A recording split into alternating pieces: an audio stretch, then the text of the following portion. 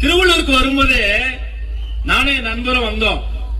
வர்ற வழியெல்லாம் பாக்குறேன், எங்க பார்த்தாலும் டேக் டைவர்ஷன் டிராபிக் பிரச்சனை. எத்தனை வருஷமா இந்த டிராபிக் பிரச்சனை? ஏன் இந்த மாவட்டத்துல எம்எல்ஏ இல்லையா?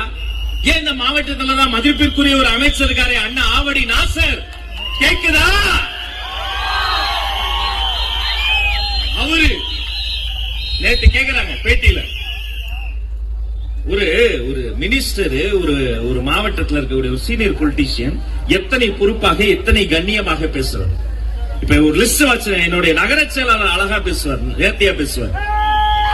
தம்பி கலை ஒரு பேட்டி கொடுத்திருந்தாரு 2வது மாடி ஆதன்லையா, நேர்த்தியா இருந்தது. ஒரு கிளை செயலாளர் இங்க இருக்கக்கூடிய ஒரு ஐடி விங்க சார்ந்தவங்க நல்லா பேசுவாங்க. அவர்கிட்ட கேக்குறாங்க, சிரிச்சு அவரு சும்மா கூட இருந்திருக்கலாம், அவரு தொட்ட பிறகு பதிலுக்கு நாம தொடாம இருக்க முடியுமா? தொட்டுதான் ஆகணும். உலகத்திலேயே தமிழ்நாட்டு அரசியல் வரலாற்றிலேயே ஒரு கட்சிக்காரன் ஒரு அமைச்சர் கள்ள கொண்டு எரிஞ்சது இவர் மட்டும்தான். சார் எடுத்துட்டு வர கொஞ்சம் தாமதம், கள்ள கொண்டு எரிஞ்சு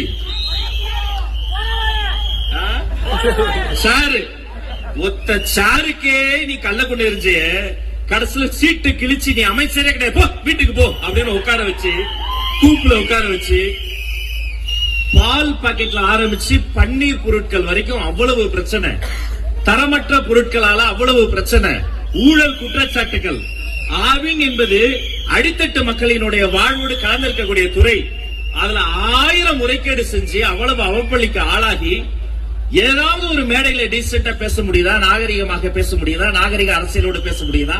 ஒரு மூத்த அரசியல்வாதிக்குரிய ஒரு கண்ணியத்தோடு பேச முடியுதா? அப்படி இல்லாம கல்ல கொண்டு எரிஞ்சு கெட்ட வார்த்தை பேசி அநாகரிகமாக பேசி, நீ இப்ப வந்த ஏன் இப்ப 2 நாள் முன்னாடி சொந்த கட்சிக்காரன் நீ திட்டி வசை மாறி பொழிந்து கொஞ்ச நாள் கூப்புல போய் உட்கார வச்சு கட்ட கடைசியா இப்ப சிறுபான்மை நலத்துறை அமைச்சராக்கி இருக்கிறாங்க.